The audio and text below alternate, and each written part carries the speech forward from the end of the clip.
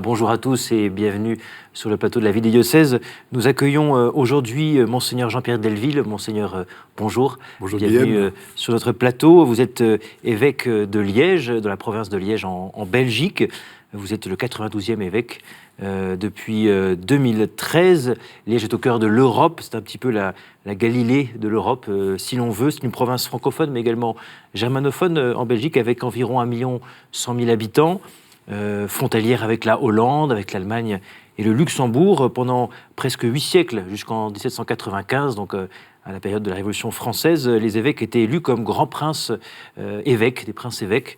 J'aimerais, Monseigneur, si vous le voulez bien, que nous commencions sur un sujet délicat et difficile de l'actualité.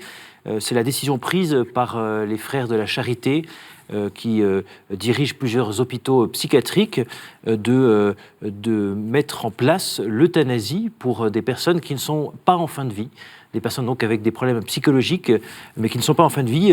Je rappelle que l'euthanasie a été dépénalisée en 2002, et les évêques ont rappelé mercredi dernier la position du refus de l'euthanasie. Mais s'il est fondamental de saluer l'engagement de toutes les personnes auprès des malades et des personnes en fin de vie, ne sentez-vous pas un besoin peut-être des chrétiens vis-à-vis de l'euthanasie, un besoin de clarté? Oui, c'est pour ça que les évêques ont voulu réagir à cette idée-là. Évidemment, c'est une circulaire interne, on ne peut pas dire que c'est une publication officielle. Et donc, en ce sens-là, il y a peut-être eu un malentendu. Mais ce qui est clair, c'est que dans les situations extrêmement difficiles au niveau psychiatrique, où on se trouve confronté dans les hôpitaux à des situations limites, il peut y avoir cette tentation d'euthanasie. Sinon, par contre, dit-on, la personne va se suicider, comprenez ? Mais ce n'est pas pour autant qu'il faut parler d'euthanasie d'une manière rigoureuse et d'une manière, en quelque sorte, disciplinaire, comme si on faisait toujours comme ça dans tel cas. Il est très important de dire que l'euthanasie, pour nous, ça n'est pas acceptable. Nous savons par contre qu'il peut y avoir des situations problématiques sur le terrain où le médecin a une certaine responsabilité privée. Mais il ne s'agit pas de donner des directives ou d'avoir des orientations qui soient systématiques. Ça nous paraît contraire à la morale chrétienne, et c'est pour ça que les évêques ont voulu vraiment réaffirmer l'importance de s'opposer à l'euthanasie en tant que chrétien. Très bien. Monseigneur, passons à l'activité du diocèse de Liège, en particulier vos visites pastorales que vous effectuez actuellement. Avant de vous faire réagir, je vous propose d'écouter l'abbé Fabrice de Saint-Moulin, qui nous parle de l'accueil qu'il vous a réservé dans le doyenné d'Ans.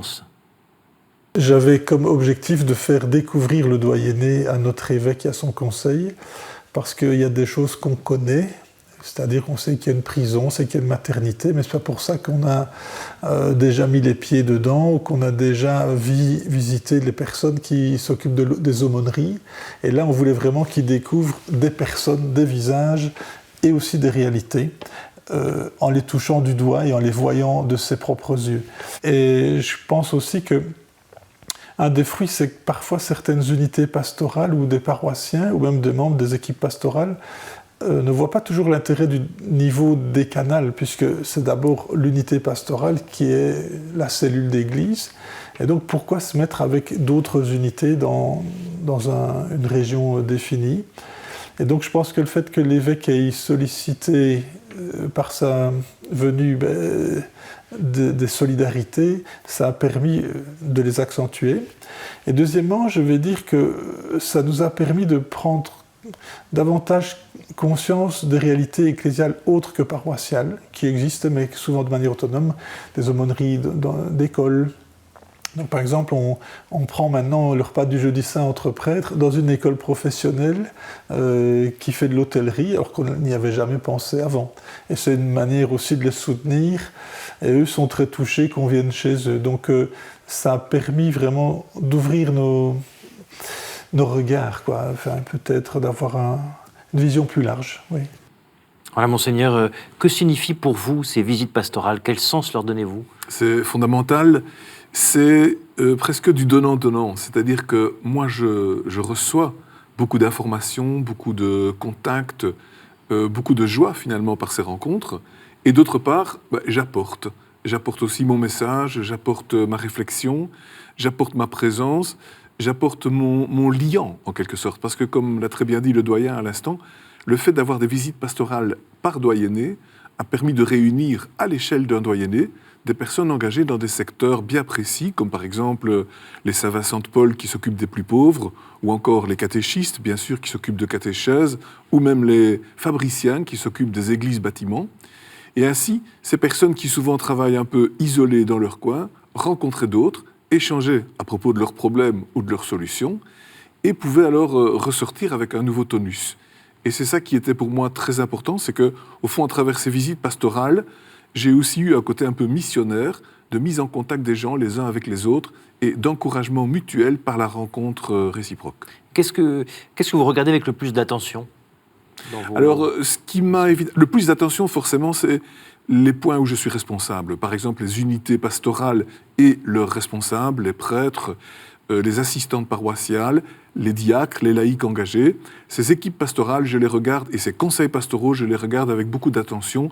Je les rencontre, et parfois même en profondeur, avec des véritables témoignages de vie, ce qui est, je dirais, très intéressant. Par contre, il y a des choses où je ne suis pas directement responsable, mais que je vois avec beaucoup d'intérêt. Donc, par exemple, les écoles. Les écoles sont des écoles libres catholiques, mais ce n'est pas l'évêque qui est le responsable immédiat. Par contre, les cours de religion, ça c'est ma responsabilité, donc je fais d'autant plus attention à l'expérience des professeurs, mais aussi à l'expérience des directions d'école, des pouvoirs organisateurs qui sont, dans notre cas, des personnes bénévoles. Et donc j'encourage ces personnes parce que c'est extraordinaire le degré de dévouement que l'on met dans les écoles, que ce soit la direction, que ce soit les pouvoirs organisateurs, que ce soit le personnel. Et c'est très intéressant de voir aussi, je dirais, la qualité de l'engagement professionnel de ces personnes, la rigueur de leur engagement. Ça m'a beaucoup frappé. Je suis très content d'avoir pu, en quelque sorte, témoigner de la foi dans ces milieux où des personnes de grande valeur sont au travail. Vous parlez du dévouement dans les écoles, et pourtant, on entend dire un relatif engagement des laïcs dans les paroisses. Vous avez moins de problèmes qu'ailleurs en termes de pénurie de prêtres, mais peut-être un certain relatif engagement des laïcs. Alors c'est vrai que dans les paroisses, on manque parfois de ressources humaines. Les paroisses ont parfois beaucoup d'organisations, et donc des personnes peinent et cumulent un certain nombre de tâches. Et donc là, je crois qu'il faut aussi être communicatif pour savoir engager les autres. Quand nous avons eu, par exemple, la rencontre avec les Saint-Vincent de Paul, il y a une paroisse extrêmement fière qui a dit « Mais chez nous, ça marche du tonnerre, on a 25 bénévoles, on a acquis une maison, on a de l'argent pour acheter des denrées, on va dans les familles, on est vraiment content. » Et un autre à côté nous a dit « Je suis tout seul, je crois que je vais fermer la boutique, je ne peux pas continuer ma Saint-Vincent de Paul dans mon village. » Et alors on s'est dit « Mais voilà, on va leur permettre de s'aider les uns les autres. » Et c'est ça un peu les forces, je dirais, des visites pastorales, c'est que là où il y a moins de personnes disponibles et il peut y avoir un découragement, on découvre qu'ailleurs, ça marche et on peut s'encourager. Moi, je pense qu'il ne faut pas baisser les bras, et en ce sens-là, il faut être communicatif et savoir inviter, savoir faire venir, savoir tendre la main. Et quels sont les freins à la mission ? Alors, les freins à la mission... c'est d'abord tout simplement la mentalité contemporaine. La mentalité contemporaine de la société européenne occidentale est une mentalité très matérielle. Il y a une vision du monde, finalement, qui est la vision de Newton, au XVIIe siècle, c'est-à-dire le monde est une grande mécanique. Tout est une mécanique en mouvement, mais une âme, une spiritualité, un esprit là-dedans, où est-il ? Mystère. Et donc il y a un scepticisme par rapport à la dimension spirituelle, à la dimension du sens, et on est en quelque sorte subjugué par cette vision mécaniste du monde. Et moi je crois que là, nous devons comme chrétiens, être témoins de la force de l'Évangile par rapport à une vision réductrice comme celle-là, mais dont nous sommes un peu esclaves. Je vois que par exemple, les Africains chez nous n'ont pas du tout la même mentalité, parce qu'ils ont une autre vision du monde. Et donc il y a une plus grande réceptivité à la dimension spirituelle.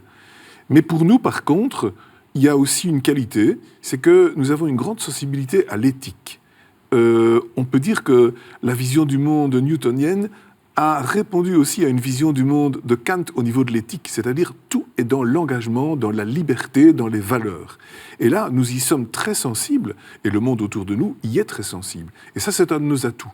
Donc on a des atouts, mais on a aussi des faiblesses. Et c'est dans cette dynamique-là qu'on doit présenter la nouveauté du message chrétien, qui a toujours un côté de renouveau dans la vie. Renouveau que vous voulez notamment manifester par ce document. Absolument. Populorum Communio, qui vient un peu comme un écho à Populorum Progressio. Vous voulez nous en dire quelques mots ? C'est une lettre pastorale que nous avons publiée pour le Carême, avec tous les évêques de Belgique, et nous faisions écho à Populorum Progressio, qui est la grande encyclique de Paul VI sur le développement, il y a juste 50 ans. Et si nous voulions montrer que, pour appliquer aujourd'hui la vision du pape Paul VI, mais aussi celle du pape François, il faut tendre vers une communion des peuples, c'est-à-dire un dialogue entre culture et population, par exemple un accueil des immigrés, mais aussi un souci de toute la population mondiale, un dialogue entre les religions, et donc établir une communion culturelle, parce que sans cela, notre monde ira à l'échec et à la ruine. Et nous pensons que c'est vraiment un créneau qu'il faut valoriser aujourd'hui. Monseigneur, j'aimerais que nous parlions du catéchisme. Maintenant, en septembre dernier, 2016, vous lancez une grande consultation dans tout le diocèse sur le catéchisme, faisant travailler les catéchistes, les responsables pastoraux, mais également les familles. Comment l'annonce de la foi doit s'adapter aux défis contemporains. Rémi Pem, notre reporter, a voulu en savoir plus dans ce reportage à Lonsaint, au nord-ouest de Liège. Lancée en septembre 2016 dans le diocèse de Liège, la consultation catéchétique touche à sa fin. Cette consultation a pour objectif principal de réadapter l'annonce de l'Évangile à notre monde contemporain. Un chantier identifié par l'évêque comme une des priorités de ces prochaines années. Un travail de 9 mois mené dans chaque unité pastorale du diocèse, comme ici à Lonsaint. Avant, la communauté était vraiment chrétienne. Ici, c'est la tradition. Mais dans les familles, on ne prie plus, on ne pratique plus. Donc, on aimerait que les enfants ou la famille se réapproprient l'Évangile. Donc, le changement serait que chaque famille puisse entrer dans le cheminement en sachant ce qu'ils vivent. Mais non seulement vivre la tradition, mais qu'ils vivent vraiment Jésus-Christ aujourd'hui. Impliquer les parents aux côtés des catéchistes, des prêtres, des responsables paroissiaux pour trouver des réponses ensemble aux défis de la transmission. Je vois bien les jeunes chez moi, les deux grandes, ils ont fait leur communion, mais la confirmation on ne l'a pas fait, donc il n'y a plus cet intérêt pour Dieu, pour l'Église.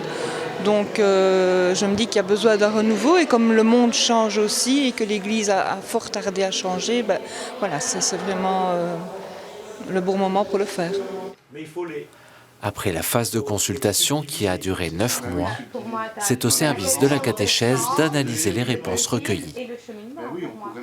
On voit qu'il y a une réelle difficulté à ce que la communauté pratiquante soit consciente de sa place dans la catéchèse.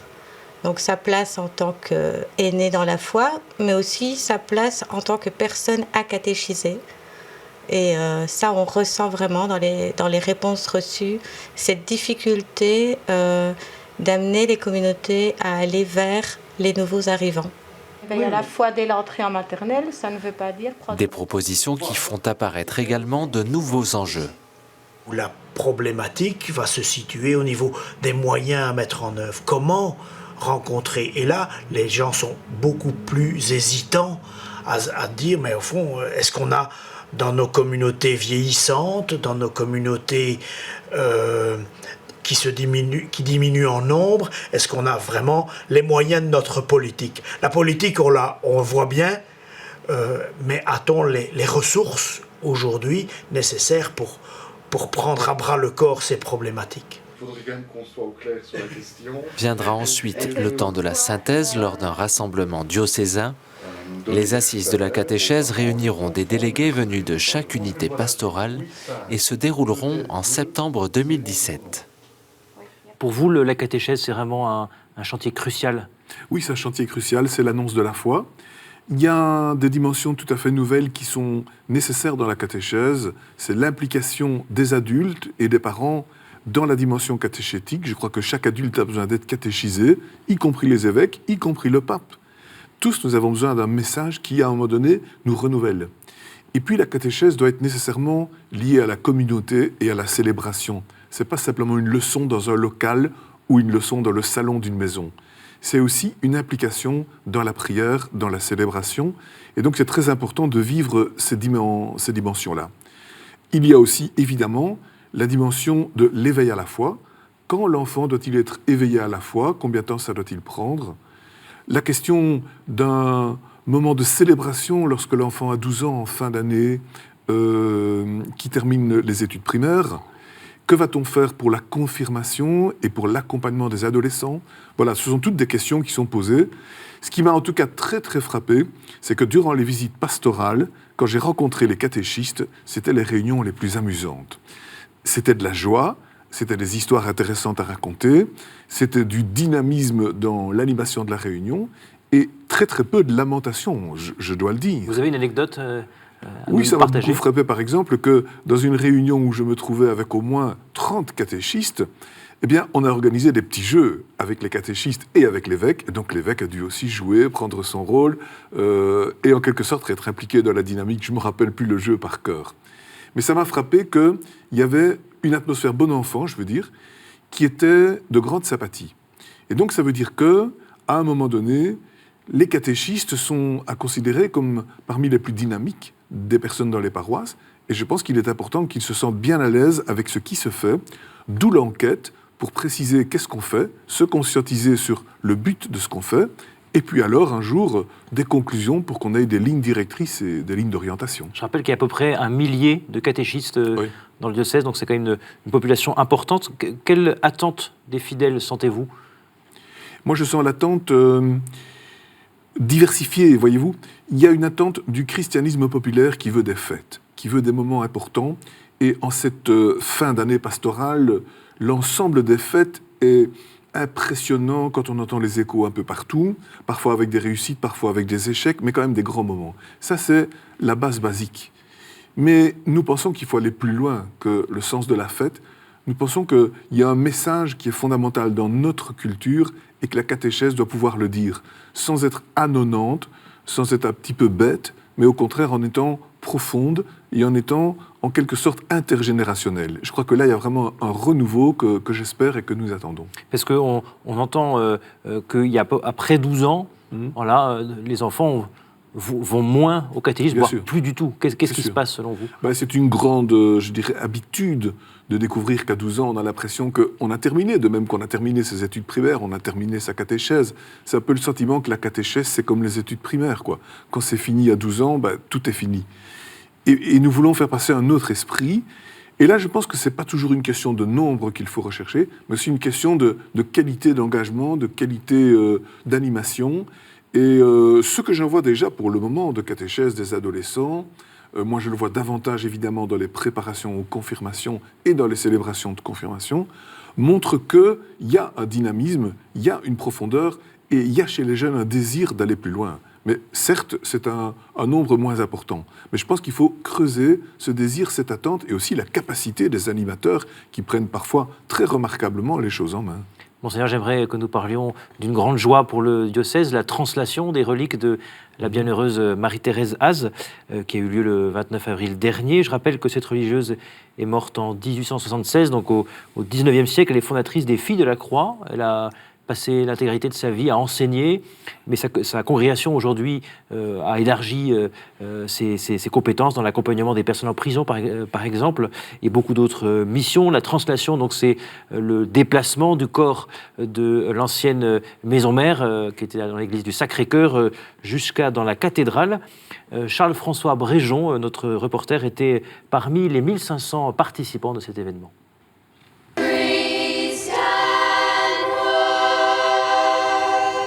Dans la chapelle des Filles de la Croix de Liège, ce cercueil exposé pourrait faire croire à une messe d'enterrement. Et pourtant, ce n'est pas un requiem qui est entonné ici. L'émotion est forte ce samedi 29 avril 2017 pour les Filles de la Croix de Liège. Cet après-midi a lieu la translation de leur fondatrice, la bienheureuse mère Marie-Thérèse Haze. La translation, c'est-à-dire que son corps va être déplacé de la maison mère historique jusqu'à la cathédrale Saint-Paul dans un grand cortège. C'est une femme qui a été aux périphéries de la société. Elle s'est occupée des plus démunis. Voilà quel a été son champ de bataille. Elle avait 52 ans quand elle a fondé cette congrégation apostolique. Et son esprit est encore tout à fait vivant et d'actualité comme il était au XIXe siècle. La preuve, nos sœurs œuvrent aujourd'hui dans le monde entier auprès des plus pauvres, des mourants, des sans-abri, dans les hôpitaux, les dispensaires et les écoles. Aux enfants qui n'ont pas les moyens de recevoir une éducation, nos sœurs vont et les éduquent.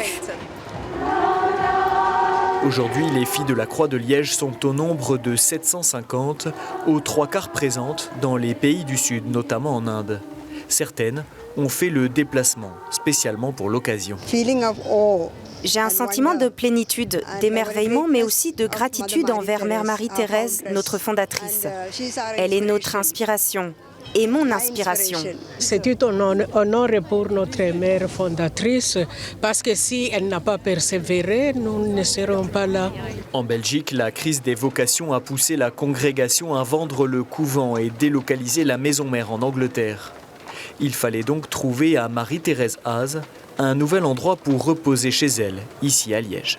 Elle fait partie de la ville de Liège, elle fait partie de l'histoire de la ville, que l'on soit croyant ou non. Donc son héritage, c'est de rappeler combien très tôt les communautés liégeoises se sont engagées dans l'action sociale, dans l'action de l'enseignement, plus précisément, et c'est une manière de savoir qui nous sommes et d'où nous venons. Béatifiée en 1991 par Jean-Paul II, Mère Marie-Thérèse Haas a eu un impact énorme sur la ville de Liège. Il n'y a qu'à voir la foule pour s'en rendre compte, 1500 personnes suivent le cortège aujourd'hui. Beaucoup redécouvrent à cette occasion cette figure majeure du catholicisme social du XIXe siècle. Les filles de la Croix, on a toujours entendu ici en tant que bon liégeois, mais voilà, cette personne-là en tant que telle, j'ignorais qu'on avait encore les reliques ici et que c'était vraiment une figure majeure du patrimoine spirituel liégeois. Je ne connais pas toute sa vie, mais je sais qu'elle a permis à des enfants pauvres de pouvoir lire et écrire grâce à sa foi. En fait, elle a déplacé des montagnes. Rien qu'à Liège, la Bienheureuse a fondé plus d'une vingtaine d'écoles et d'instituts pour les plus pauvres, dont 14 sont encore aujourd'hui en activité. Monseigneur, une réaction suite à ce reportage? C'était une magnifique image d'église, une image en action, une église internationale, une église de toutes les générations, une église avec des femmes actives et même à la barre. Ce sont les filles de la Croix qui dirigeaient la manœuvre. Et je dois dire que c'était un moment de joie. C'était vraiment un très très grand moment. C'est bien qu'on ait pu avoir ainsi toute la société réunie. Le bourgmestre a très bien expliqué l'impact de cette dame. Imaginez qu'à vers 1860, elle fondait une maison pour jeunes filles, une école pour jeunes filles à Karachi, au Pakistan. Et donc, à partir de là, elle a développé une vision internationale. C'était une personne qui pourtant était de famille simple, si je puis dire, et qui a voulu travailler au service des pauvres dans la discrétion, mais qui s'est sentie aussi appelée par la grandeur du monde. Et grâce à ça, les filles de la Croix sont aujourd'hui présentes dans le monde entier, et en particulier en Inde et au Pakistan, ce qui est pour nous un très très bon feedback, si je puis dire, parce que nous pouvons les retrouver là-bas, elles viennent chez nous, elles nous font part de leur spiritualité, de leur manière de célébrer, de leur théologie.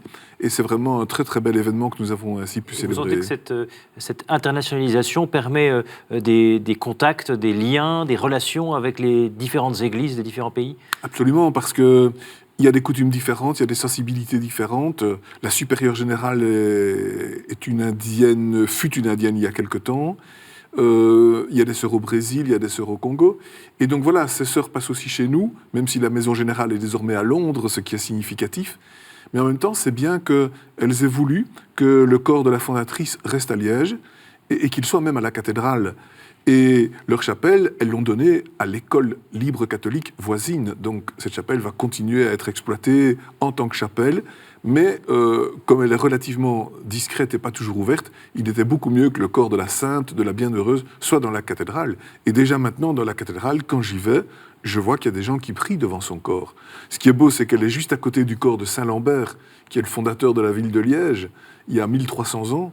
Et donc, lui aussi, son corps a été transféré parce qu'il était évêque de Maastricht, et le corps a été rapatrié à Liège, où il avait été assassiné.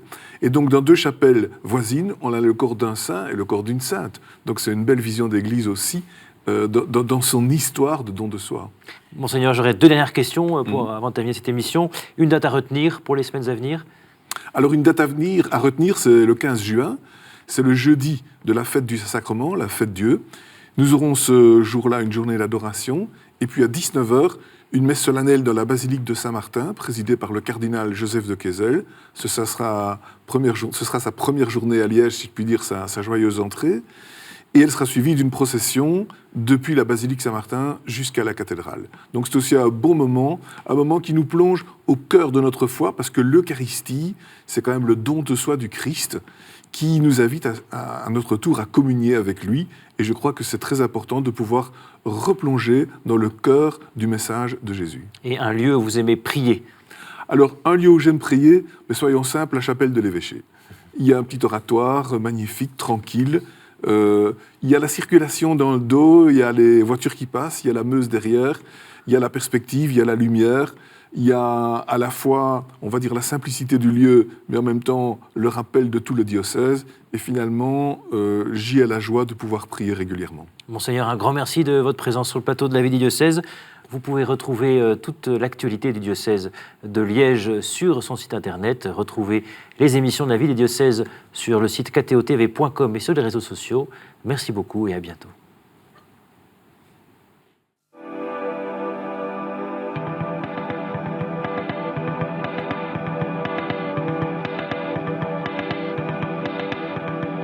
Thank you.